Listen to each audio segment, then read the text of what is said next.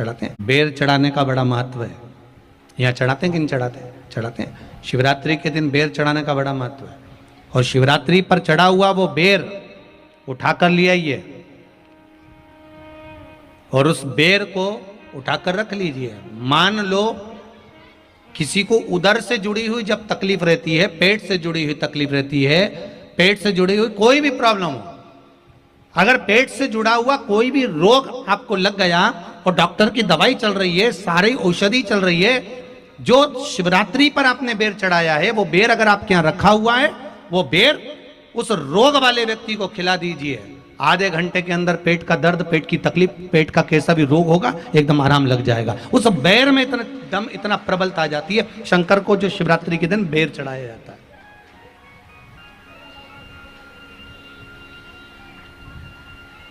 भगवान शिव पर समर्पित हुआ वो बेर का इतना महत्व महाराज।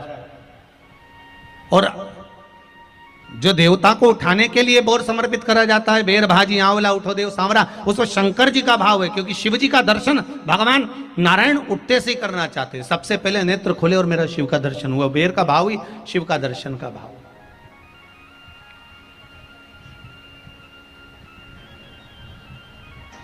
कितनी बड़ी औषधि होगी बेर के अंदर, जरा देखिएगा कि मेरे राम जी शबरी अम्बा के दरवाजे पर पहुंचे।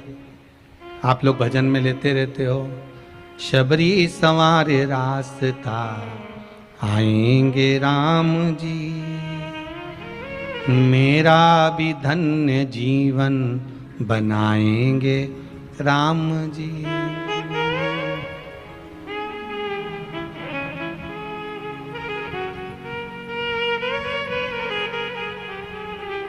और बागों से चुन चुन के वो लेकर आई बेर की टोकरी लाई। खट्टे हो चाहे मीठे हो पाएंगे राम जी, मेरा भी धन्य जीवन बनाएंगे राम जी। शबरी ने राम जी को बेर दिए, राम जी ने बेर खाया, प्रेम से खाया। याद आया पीछे लक्ष्मण खड़ा है, राम जी ने लक्ष्मण को बेर दिए, ले लक्ष्मण ये बेर खा ले। लक्ष्मण जी ने बेर लिए। लक्ष्मण जी ने बेर को देखा तो वो शबरी अम्बा अपने मुंह से झूठा करके दे रही है। लक्ष्मण जी ने बेर लिया, पास में रख लिया, फिर लिया, फिर रख लिया। शबरी जी राम जी को बेर दे, राम जी लक्ष्मण जी को बेर दे, लक्ष्मण जी वो बेर लेके पीछे फेंकते जाए। उठाए फेंका, उठाया फेंका, उठाया फेंका। अब कोई लक्ष्मण साधारण है? जब भगवान राम विष्णु हैं, लक्ष्मण शेषनाग हैं। शेषनाग अगर कोई चीज फेंकेगा तो क्या पास में फेंकेगी? उठाया फेंका, कोसों दूर जाकर गिरा।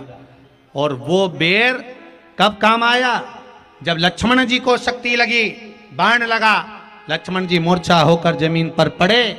सुषेण वेद को बुलाया और वेद से बुलाकर पूछा कि लक्ष्मण कैसे उठेगा? तो कहा संजीवनी लेकर आओ। संजीवनी लेने के लिए भेजा।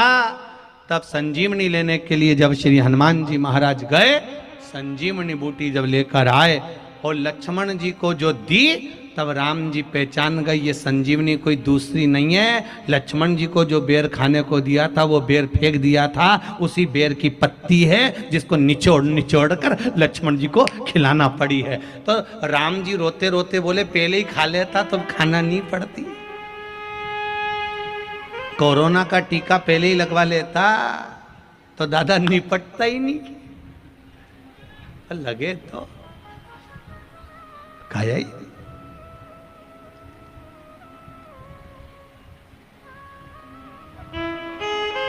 यहां तो सीधी सीधी बात है ना। कहा पोलियो की दवाई जन्म लिए बच्चे से लेकर 5 वर्ष तक के बच्चे को पोलियो की दवाई पिलाई जाएगी। पोलियो की दवाई पियो तो हाथ पैर से विकलांग नहीं होगे। बोलो, बोलते कि नहीं बोलते? पियो विकलांग नहीं होगे। जो नहीं पिएगा वो हाथ पैर से विकलांग हो जाएगा। उसी तरह शिव महापुराण की कथा जिसका जन्म नहीं हुआ, जो माता के गर्भ में है, उससे लेकर जो मर रहा है उस तक के व्यक्ति को सुनाई जाएगी। पोलियो की दवाई नहीं पियोगे, हाथ पैर से विकलांग हो जाओगे। शिव महापुराण नहीं सुनोगे तो काम, लोभ, विषय, आसक्ति से विकलांग हो जाओगे। इसलिए सुनो, ये सुनने का विषय है, इसको श्रवण करना, हमारे जीवन में उतारना।